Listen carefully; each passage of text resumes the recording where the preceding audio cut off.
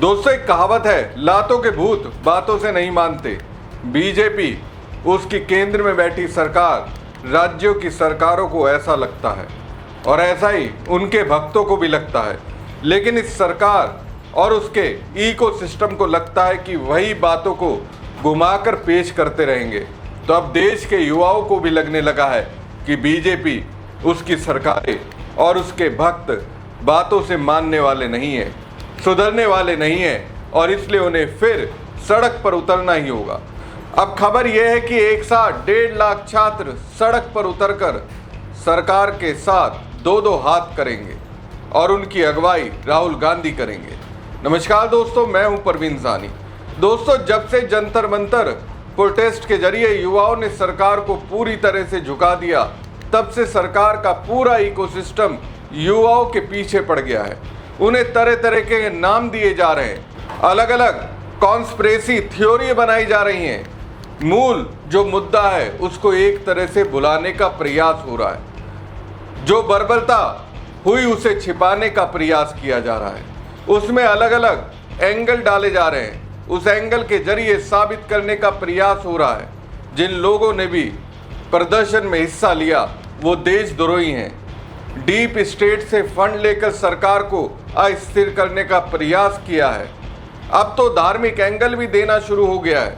संसद में गाली देने के लिए मशहूर बीजेपी के पूर्व गालीबाज सांसद रमेश विदुड़ी का ये बयान सुनिए। बरगलाकर बेकाकर वहां पर 20-50 हजार बच्चों को, वो जो बेरोजगार पंचर लगाने वाले वहां पर ज्यादा थे, ताला बनाने वाले वहां पर ज्यादा थे, पंचर लगाने वाले मालूम ही आपको, वो लोग वहां पर ज्यादा थे और छात्र लोग वहां पर कम थे। ये भी मैं आपको जानकारी देना चाहता हूं। और क्या भारत की बेटी या भारत का बेटा मोदी जी के बारे में, उनके परिवार के बारे में इस प्रकार की बातें कर सकते हैं क्या?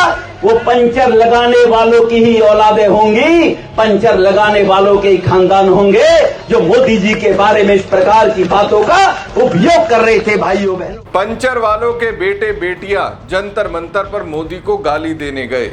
अब ये पंचर वाले कौन हुए ये कहने की जरूरत नहीं है। रमेश विदुड़ी जैसे नफरती लोगों के लिए पंचर वाला मुस्लिम समाज के लोग हुए। बीजेपी की यही आदत रही है। जब जब वो जनता की नज़र में निकम्मी साबित होती है, जब जब जनता अहंकारी मानने लगती है, तब तब बीजेपी बड़े वाले साहेब अपने नेताओं को अंदर खाने आदेश देते हैं। जाओ भैया, जहर उगलो, नफरत की आग फैलाओ। दोस्तों, पता नहीं ये सरकार किस दुनिया में जी रही है। देश के लोगों की आंखों में गुस्सा है, फिर उस गुस्से की आग में घी डालने का काम कर रही है।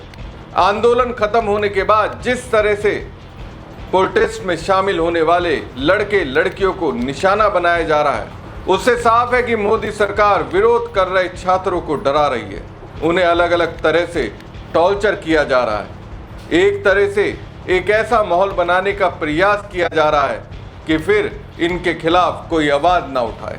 अब सोशल मीडिया पर देख लीजिए, प्रशासन की ओर से आंदोलन पर एक्शन को किस तरह से महिमा मंडन किया जा रहा है। लेकिन यहीं पर सरकार युवाओं को समझने में चूक कर रही है। वो उनके अंदर की चिंगारी भड़का रही है। अब ऐसी स्थिति बन रही है, करीब 1.5 लाख छात्र सड़कों पर उतरने वाले हैं और अगुवाई कौन करेंगे? राहुल गांधी। दीपके के पास जो युवाओं की कमान थी वो सीधे तौर पर राहुल गांधी की ओर मुड़ रही है। दोस्तों, इस समय सबसे ज्यादा चर्चा नोएडा की 15 साल की रुचिका सिंह की हो रही है। पीएम मोदी के खिलाफ गाली गलौज करने के आरोप में उनके खिलाफ एफआईआर दर्ज की गई, जिसके बाद उन्होंने सोशल मीडिया पर वीडियो जारी कर सार्वजनिक रूप से माफी तक मांग ली। और उधर पीएम मोदी का भी एक वीडियो सोशल मीडिया पर वायरल हुआ, जिसमें वो कहते दिखते हैं कि वो सभी युवाओं को माफ करना चाहते हैं। मोदी जी के माफी देने के बावजूद उस बच्ची को, रुचिका सिंह को बार बार ट्रोल किया जा रहा है, रेप की धमकियां मिल रही है। बल्कि उनकी माफी देने के ऐलान के बाद तो रुचिका को और ज्यादा धमकियां मिलने लगी। रुचिका ने खुद कहा कि मुझे इंस्टाग्राम और अज्ञात नंबरों से धमकी आ रही हैं, शारीरिक शोषण और मौत की धमकियां दी जा रही हैं। पुलिस मुझे हर जगह ढूंढ रही है जैसे मैंने कोई अपराध किया हो। पुलिस बार बार घर आ रही है, केस अभी तक वापस नहीं लिया गया है। रुचिका के समर्थन में बड़ी संख्या में लोग आगे आए हैं। कांग्रेस की छात्र इकाई NSUI ने एक और महिला प्रदर्शनकारी श्रद्धा सिंह का वीडियो शेयर किया है, जो कंटेंट क्रिएटर है, लेकिन अब उन्हें भी सोशल मीडिया पर इसी तरह की अभद्र टिप्पणियां मिल रही हैं। इस वीडियो में श्रद्धा सिंह बता रही हैं कि उनके जो अच्छे वीडियो हैं उस पर भी तरह तरह की गंदी टिप्पणियां हो रही हैं। अब NSUI ने सीधे PM मोदी से पूछा है कि ये कंटेंट क्रिएटर श्रद्धा सिंह है, उन्होंने जंतर मंतर के विरोध में हिस्सा लिया था, तब से उनके अच्छे वीडियो पर भी ट्रोल गैंग्स आलोचना कर रहा है। कुछ 200 लिख रहे हैं तो कुछ 300। क्या प्रधानमंत्री ये सब नहीं देखते? क्या वो कुछ नहीं करेंगे? रुचिका और श्रद्धा की तो बात छोड़िए, खुद कॉकरोच जनता पार्टी के संस्थापक अभिजीत दीपके के मोराल को डाउन करने का प्रयास हो रहा है। मतलब कोशिश यही है कि ना रहे बांस ना बजे बांसुरी। कॉकरोच जनता पार्टी की जो जान है उसे ही आफत में डालने का प्रयास होने लगा और एक ऐसे RTI एक्टिविस्ट का जन्म हुआ जिसने शायद ही सरकार से सवाल किया हो, लेकिन दीपके के खिलाफ RTI डाल दी। कहा कि दीपके एक सामान्य परिवार से हैं, उसने अमेरिका के बोस्टन में शिक्षा कैसे ली। अब दोस्तों, उस RTI एक्टिविस्ट ने दीपके के परिवार की आर्थिक स्थिति की जांच की मांग की। उसने महाराष्ट्र सरकार, चुनाव आयोग और केंद्रीय अप्रत्यक्ष कर एवं सीमा शुल्क बोर्ड को शिकायत भेजी और कहा कि दीपके के पिता भगवान राव दीपके जूनियर इंजीनियर थे। उनकी महीने की सैलरी करीब 60 से 65 हजार रुपये थी। ऐसी स्थिति में जांच होनी चाहिए कि उन्होंने अमेरिका में बच्चों की उच्च शिक्षा का खर्च कैसे उठाया। लेकिन यहाँ दीपके ने भी चैलेंज स्वीकार कर लिया। उन्होंने जवाब दे दिया और साथ ही बीजेपी के नेताओं को भी घेर लिया, जिसमें मोदी भी हैं, जिनकी डिग्रियों पर सवाल उठते रहे।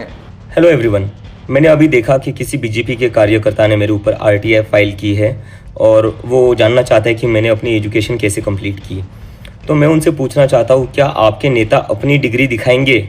मैं अपना स्कॉलरशिप लेटर और एजुकेशन लोन का लेटर दिखाने के लिए तैयार हूँ। क्या आपके नेता उनकी असली डिग्री दिखाएंगे? और मुझे समझ नहीं आता इन लोगों को एजुकेशन से इतनी क्या प्रॉब्लम है। अगर कोई आम घर का लड़का बॉस्टन यूनिवर्सिटी में जाकर पढ़कर आ गया तो इससे इन लोगों को तकलीफ क्यों हो रही है? आप लोग एजुकेशन के इतने खिलाफ क्यों हो? दोस्तों, सत्ता का सबसे पुराना हथियार क्या होता है? डर।